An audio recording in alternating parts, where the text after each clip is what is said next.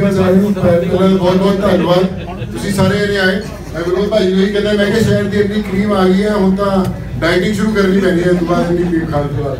ਪਰ thank you so much ਭਾਜੀ, ਤੁਸੀਂ ਨਵਾਜ਼ਿਆ ਸਾਨੂੰ ਅੱਜ ਸਾਰੇ ਨੇ ਕਮਾਲ ਦੇ ਬੰਦੇ ਨਾਲ। ਮੈਂ ਬਹੁਤ ਸਾਰੇ ਚਿਹਰੇ ਦੇਖ ਰਹੇ ਜਿਨ੍ਹਾਂ ਨਾਲ ਬਚਪਨ ਤੋਂ ਮੈਂ ਦੇਖਦਾ ਆਇਆ, ਹੁਣ ਅੱਜ ਵੀ ਸਾਡੇ ਨਾਲ ਖੜੇ ਬੜਾ ਅੱਛਾ ਲੱਗਦਾ ਕਿ ਮੈਨੂੰ ਸੀ ਕਿ ਸਾਰੇ ਬੈਡਸ ਚੇਂਜ ਹੋ ਜਾਣ, ਵਾਰਡਸ ਚੰਗੇ ਬਣ ਜਾਣ। ਮੈਂ ਹੋਰ ਵੀ ਕਈ ਥਾਂ ਤੇ ਕੀਤਾ, ਆਂਧਰਾ ਤੇਲੰਗਾਨਾ ਦੇ ਵਿੱਚ ਹੋਰ ਕਈ ਥਾਵਾਂ ਤੇ ਕੀਤਾ, ਤਾਂ ਮੈਂ ਕਿਹਾ ਮੈਂ ਮੋਗੇ ਸ਼ਹਿਰ 'ਚ ਕਿਉਂ ਨਹੀਂ ਕਰ ਪਾਇਆ। ਅਸੀਂ ਬਹੁਤ ਕੋਸ਼ਿਸ਼ ਕਰਦੇ ਸੀ ਲੋਕਾਂ ਦੀ ਮਦਦ ਕਰੀਏ।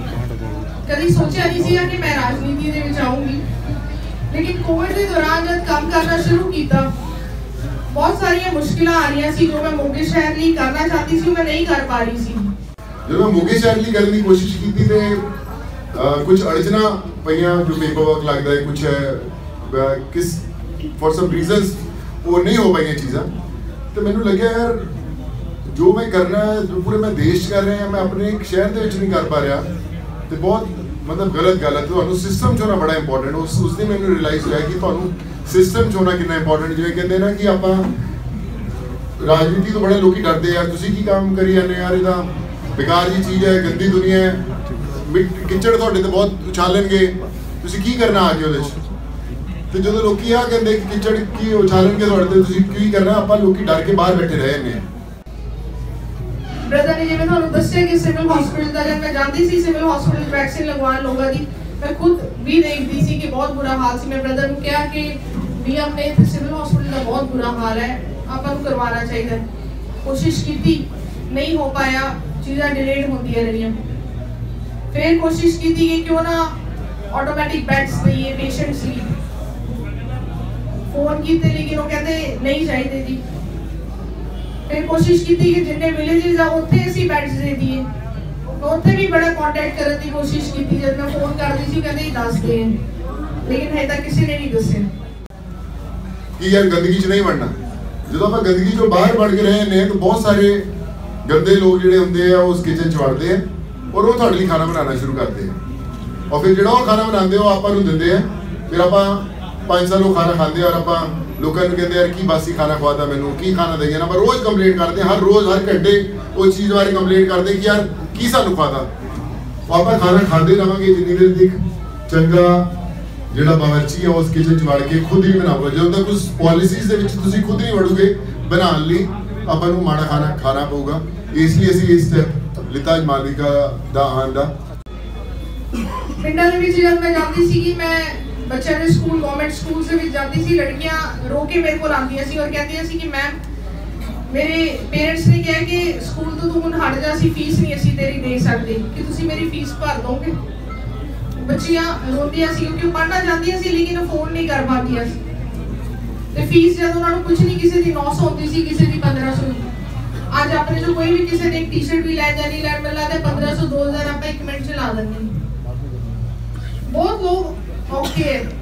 ਸਾਡੇ ਕੋਲ ਰੋਜ਼ ਘਰ ਦੇ ਵਿੱਚ ਤੁਸੀਂ ਵੀ ਲੰਘਦੇ ਵੜਦੇ ਦੇਖਦੇ ਹੋਗੇ ਬਹੁਤ ਰਸ਼ ਰਹਿੰਦਾ। ਕਈ ਲੋਕ ਕਹਿੰਦੇ ਜੀ ਗੇਟ ਬੰਦ ਹੈ, ਖੋਲ ਕੇ ਨਹੀਂ ਲਾਦੇ ਵੱਡਾ ਗੇਟ, ਇਹ ਕੁਛ ਗੇਟ ਹਮੇਸ਼ਾ ਖੁੱਲ੍ਹਾ ਹੈ ਪਰਿਵਾਰ ਦਾ। ਸਾਡਾ ਛੋਟਾ ਗੇਟ ਹਮੇਸ਼ਾ ਖੁੱਲ੍ਹਾ ਰਹਿੰਦਾ, ਐਸੀ ਕੋਈ ਗੱਲ ਨਹੀਂ ਹੈ।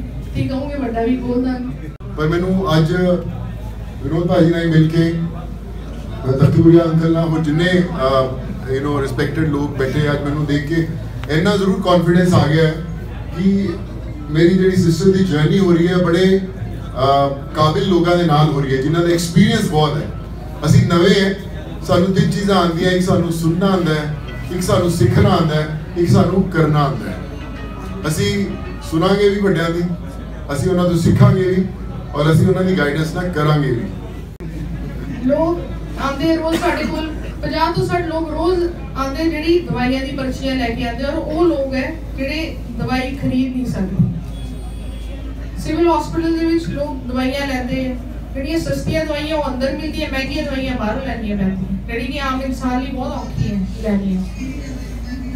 MRI ਹੈ, MRI ਨਹੀਂ ਲੋਕ ਕਰਾ ਪਾਉਂਦੇ। ਸਾਡੇ ਕੋਲ ਕਿੰਨੇ ਪੇਸ਼ੈਂਟਸ ਰੋਜ਼ ਆਉਂਦੇ, ਹਫਤੇ 'ਚ ਮੈਨੂੰ ਲੱਗਦਾ 8 ਤੋਂ 10 ਪੇਸ਼ੈਂਟ ਤਾਂ ਆਉਂਦੇ ਹੀ ਹੈ ਜਿਨ੍ਹਾਂ ਨੇ MRIs ਕਰਾਉਣੀਆਂ ਹੁੰਦੀਆਂ ਔਰ ਉਹਨਾਂ ਦੀ ਅਸੀਂ ਕਰਵਾਉਂਦੇ।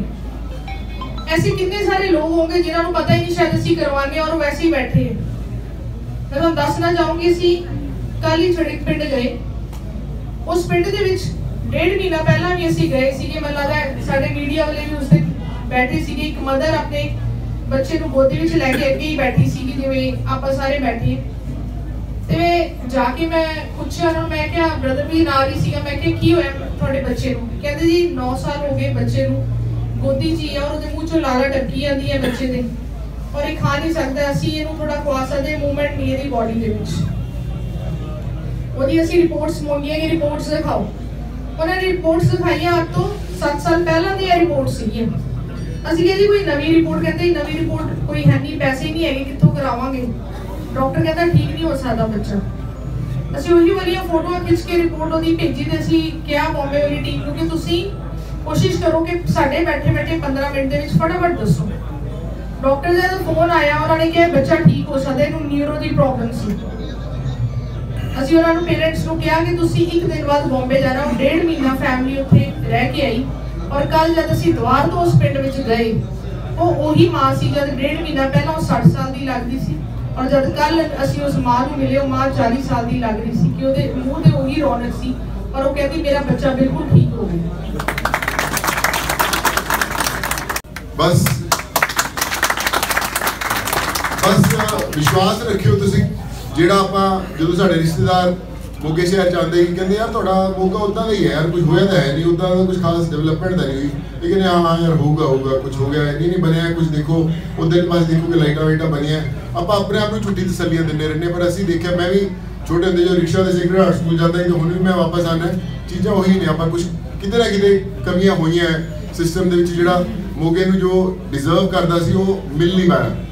ਮੈਨੂੰ ਲੱਗਦਾ ਕਿ ਹੁਣ ਮੈਨੂੰ ਉਹ ਦਿਨ ਦਿਖ ਰਿਹਾ, ਮੈਨੂੰ ਉਹ ਸਮਾਂ ਆਉਂਦਾ ਦਿਖਦਾ ਕਿ ਜਦੋਂ ਉਹ ਡਿਵੈਲਪਮੈਂਟਸ ਹੋਣਗੀਆਂ, ਕਿਉਂਕਿ ਉਹ ਸਾਰੇ ਲੋਕ ਜਿਹੜੇ ਡਿਵੈਲਪਮੈਂਟ ਕਰਨਾ ਚਾਹੁੰਦੇ ਸੀ ਅੱਜ ਉਹ ਇਸ ਛੱਤ ਦੇ ਹੇਠਾਂ ਨੇ। ਔਰ ਮੈਨੂੰ ਖੁਸ਼ੀ ਹੋ ਰਹੀ ਕਿ ਸਾਡਾ ਪਰਿਵਾਰ ਵੀ ਅੱਜ ਹੋਰ ਵੱਡਾ ਹੋ ਗਿਆ ਹੈ ਔਰ ਮਤਲਬ ਮੈਨੂੰ ਦਿਖ ਰਿਹਾ ਕਿ ਹੁੰਦਾ ਹੋਇਆ। ਮੈਂ ਅੱਜ ਇਹ ਪ੍ਰੋਮਿਸ ਕਰਦਾ ਸਾਰਿਆਂ ਨੇ ਇੰਨੇ ਵੱਡਿਆਂ ਦੇ ਅੱਗੇ ਕਿ ਜਿਹੜਾ ਮੈਂ ਸਿਵਲ ਹਸਪੀਟਲ ਲਈ ਪ੍ਰੋਜੈਕਟ ਸੋਚ ਰਿਹਾ ਸੀ ਕਿ ਜਿਹੜਾ ਸਿਵਲ ਹਸਪੀਟਲ ਆਪਣੇ ਸ਼ਹਿਰ ਦਾ ਇੱਕ ਬਹੁਤ ਕਮਾਲ ਦਾ ਹਸਪੀਟਲ ਹੋਊਗਾ, ਮੈਂ ਵਾਅਦਾ ਕਰਦਾ ਜਦੋਂ ਤੁਹਾਡੀ ਸਾਰਿਆਂ ਦੀ ਗਾਈਡੈਂਸ ਨਾਲ, ਤੁਹਾਡੇ ਸਾਰਿਆਂ ਦੇ ਆਸ਼ੀਰਵਾਦ ਨਾਲ, ਜਦੋਂ ਮਾਲਵਿਕਾ ਔਰ ਤੁਸੀਂ ਸਾਰੇ ਜਾਣੇ ਜਿੱਤ ਕੇ ਆਓਗੇ, ਆਪਾਂ ਉਸੇ ਦਿਨ ਸਿਵਲ ਹਸਪੀਟਲ ਦਾ ਪ੍ਰੋਜੈਕਟ ਅਨਾਉਂਸ ਕਰਾਂਗੇ। ਆਪਾਂ ਸ਼ੁਰੂ ਵੀ ਉਦੋਂ ਹੀ ਕਰਾਂਗੇ and we make that happen.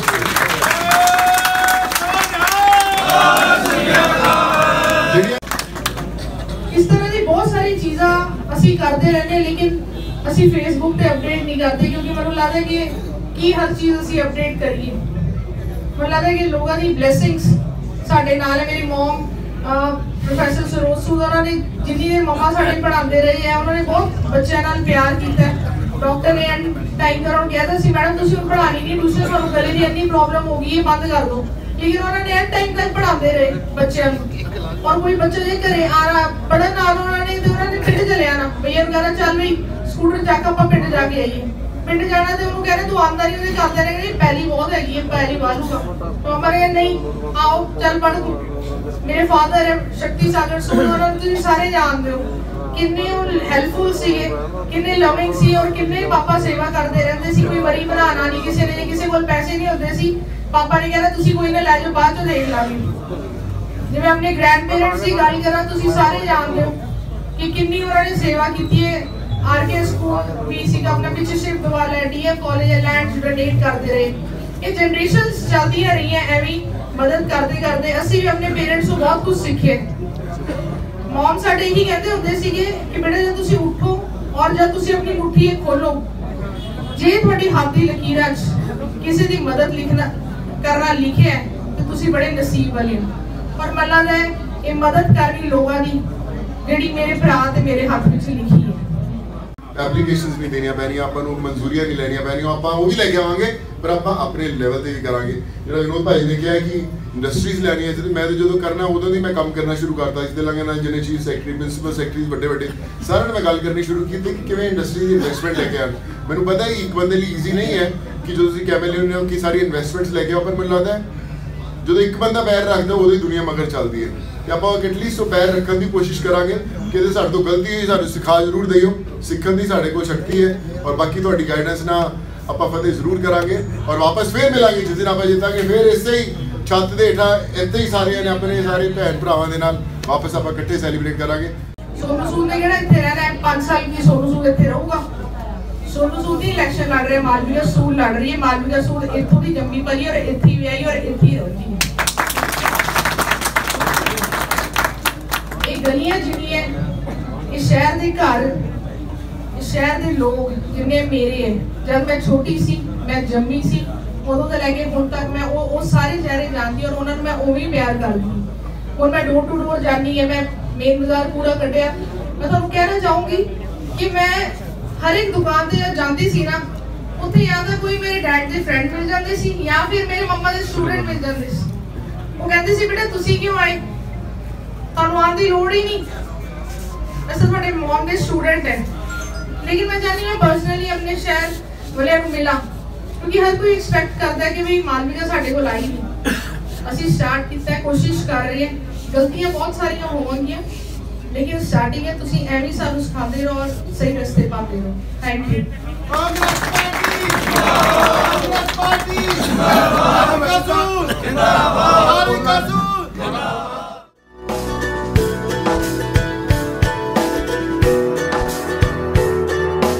Subscribe now and press the bell icon.